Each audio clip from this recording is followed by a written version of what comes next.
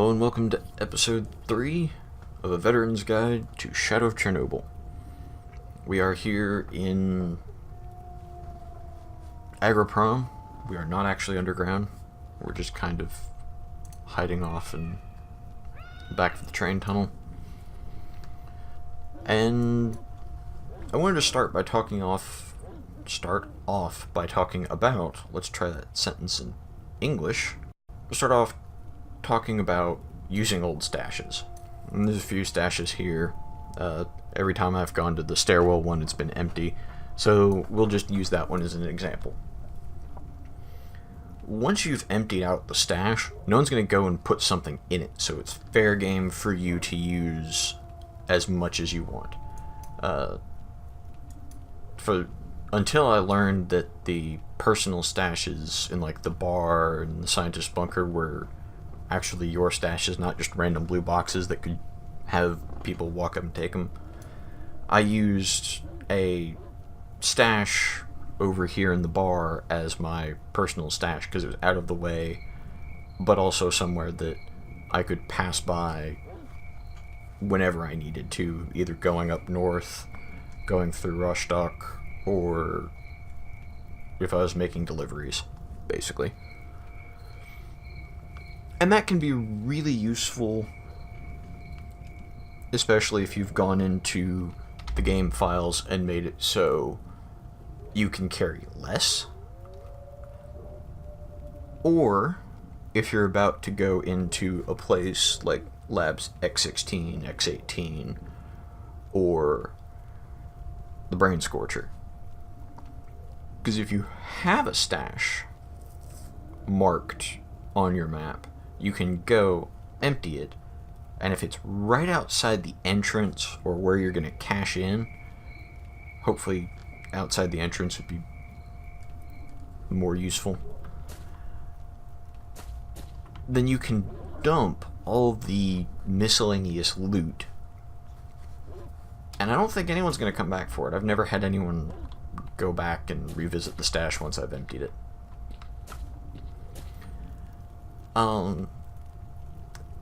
And that solves one of the problems that I've consistently had in playthroughs where I'm actually trying to make money, or if I am in the process of looting a bunch of stashes on my way to complete one of the objectives.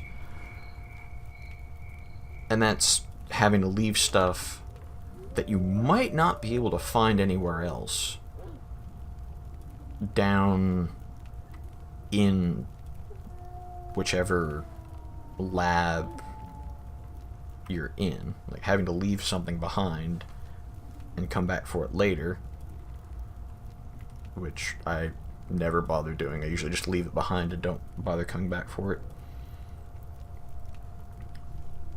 Or having to leave it behind and not being able to come back for it.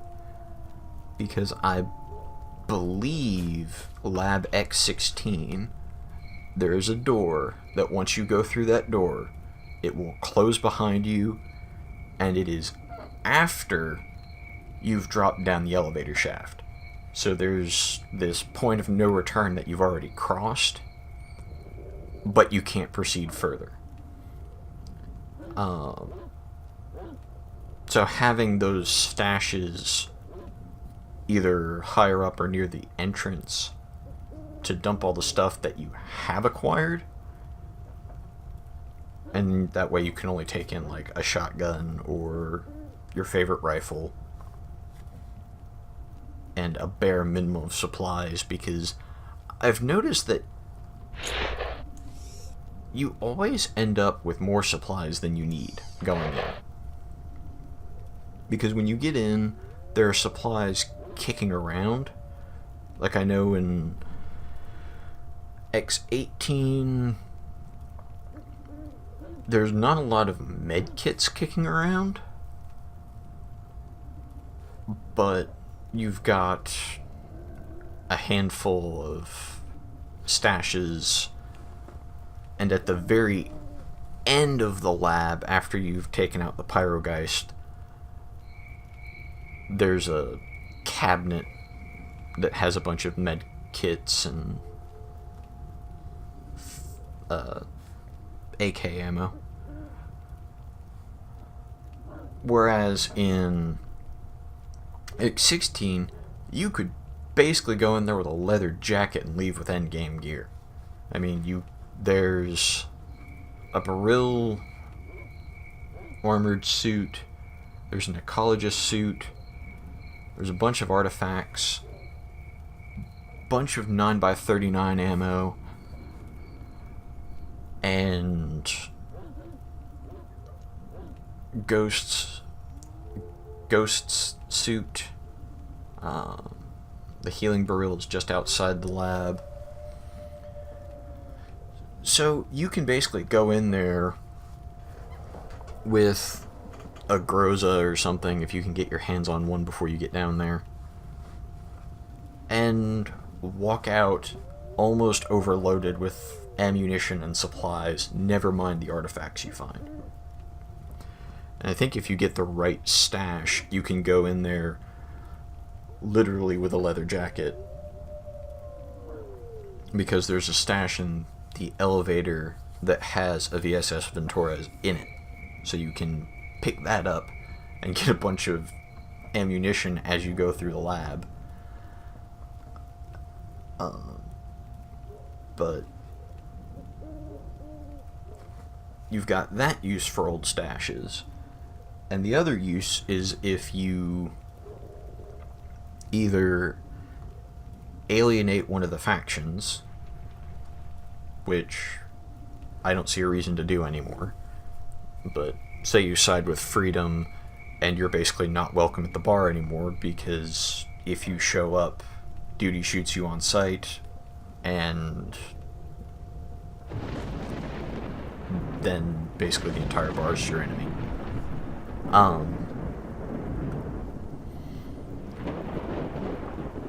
You can use those stashes as a replacement for the personal stash that you lost in that area, or as a personal stash in that area.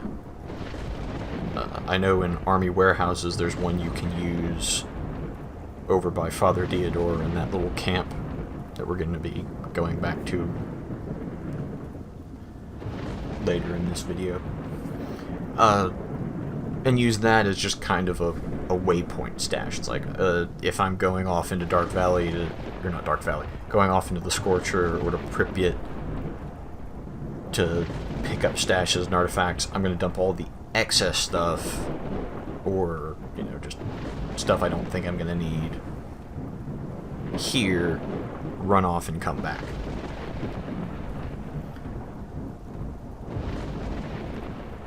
And that will work. I wouldn't recommend using a bunch of stashes.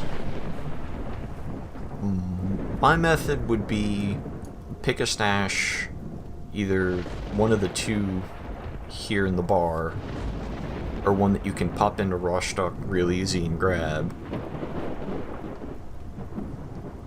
And if you find yourself going south a lot, there's a stash right in here. Just a pipe that's sticking out, kind of like that one, that you can use as a personal stash for that half of the map. Like, if you don't want to damage something like, say, the Sniper TRS, you can have an Abacan tossed in there with ammunition and a scope, and you'll be good to go. You can just sprint down there, grab that, and you've got a weapon and ammunition. But other than that, I wouldn't have a lot of stashes. I'd again just have the one or two centralized ones, maybe one near the actual entrance to the Scorcher. Like, if you can find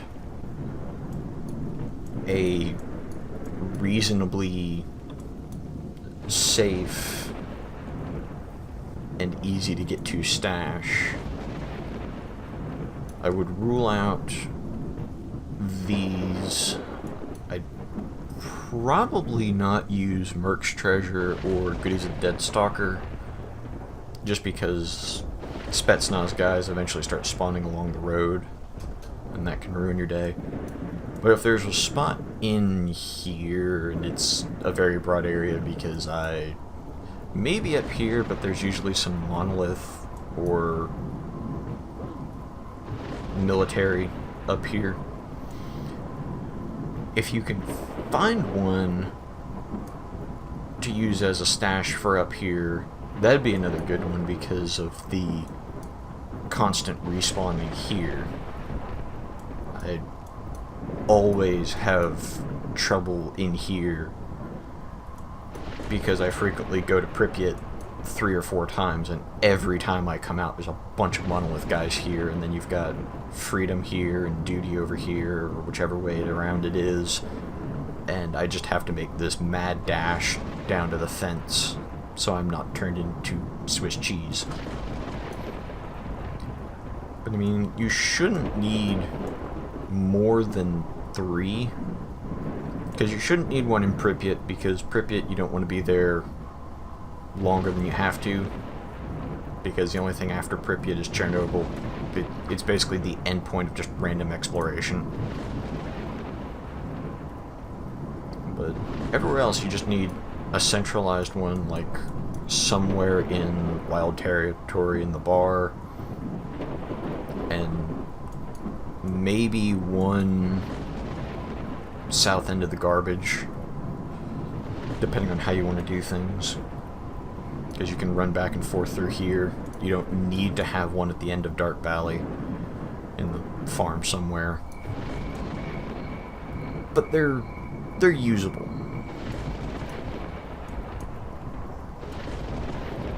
But that's all I've got for those. Gonna pop over to the Wild Territory, not Wild Territory, the warehouses, and pop back up onto the hill over here and talk about what to take where, when, if you even care about that. Okay, so one of the things I hinted at in the previous video was this thing with shotguns, because normally I don't use shotguns at all. At some point when I was starting to play Shadow Chernobyl, I either read or someone told me or something that, you know, shotguns are more effective against mutants. I have no real evidence one way or the other. I know I use less ammunition with the shotgun if I just plug a snork with a few buckshot shells than if I try shooting the torso with regular bullets. That being said, for snorks, dogs, and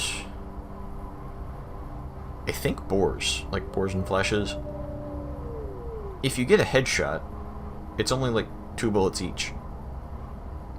Whereas if you're trying to shoot the torso, you just empty round after round into them. So there may be something to it, there may not be. But shotguns give me a nice way to explain basically having the right tool for the job,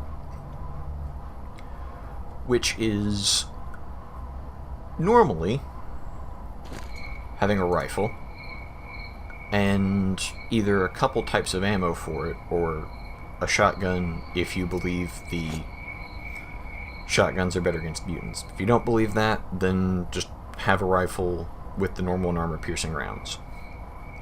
Because until you can buy the armor-piercing rounds from Freedom, Duty, Barkeep, I think the scientists even sell them at some point, the armor-piercing, most enemies before the army warehouses, you can just save. You don't need them. You can use the standard rounds and either just go for headshots, or full auto, and replace your rifle slightly more frequently. But if you use a shotgun as your primary weapon, and you are okay with having to manually unload to change the shell, what you can do is keep some buckshot, some slug rounds, and some dart rounds just on you at all times. Dart rounds aren't as hard to come by as I first thought they were. You can get them pretty consistently from the scientists. You can get them fairly consistently from, I think, Sidrovich. He doesn't sell them, but he gives them to you as rewards, which is usually how you get them. But you can easily amass a bunch of them. So that you have the buckshot rounds for mutants, like, I think I just saw a bloodsucker over there. Nope, it's a dead bloodsucker. But yeah, mutants like the bloodsucker have the slug in case of maybe mercenaries or bandits, but mostly just for bandits, because they have laughably pathetic armor. And then you can have the dart rounds for serious enemies like Monolith, the military, etc. Because with the different rounds, you have more armor penetration the further along you go. Whereas if you're just using a rifle, you basically have not as much armor penetration and a lot of armor penetration. Whereas shotguns have that middle ground between none and a lot. That is the slug round. Which, honestly, if you want, you could probably just carry that around all the time. It's just how many times do you want to reload. But one of the other things I wanted to cover with the whole, having the right tool for the job, once you can buy a sniper rifle, or if one of the Freedomers or Monolith guys that has a sniper rifle dies and you steal theirs, sniper rifles have some fairly decent use for camp eliminations, like the mercenaries, the guys that set up on top of the building in wild territory, the zombies out here. It's actually half decent for just moving around Red Forest. And then there's the how to deal with the pseudo-giant, which there's a few different ways you can go about it. But I have found that as heavy as it is, taking the rocket launcher, RPG that is in the top floor of this building when you first walk in, and when you leave if you don't pick it up, is hands down the best way to deal with it. If you grab that one, you can just grab the rocket. At least I'm assuming if you kill him fast enough, or if you have another way to get a rocket, which you do, because there is one in the lab X18. Because having that extra rocket, I don't know if I would drag it through X16, but if you want to drag it through X16, it's a great way to deal with the pseudo-giant on the way out. Alternatively, the RG6 that is in one of these houses, I don't remember which basement it's in, but it's just lying on the floor. um, is another great way. Because I think technically, once you get to the bar, you can just pop up here. There's the little duty annihilates a freedom squad thing, and then you can start poking around in here. I don't think there's anything stopping you like there is with the warrant officer down here going, oh no, you can't go that way, because that's our territory. You're already in their territory, and you can just pop up here, grab the RG6, and then all you have to do is find ammo for it, which could be challenging. I've never actually tried doing that. Now that I say it, it sounds like a great idea if you can have the ammo for it on hand and just basically shell the pseudo-giant as it's running up to you. The only catch with either of those is if it gets too close and you fire, you just instantly kill yourself. So maybe that's a solution, maybe it's not. I prefer that to wearing out Strelok's AK or another AK that I happen to have with me.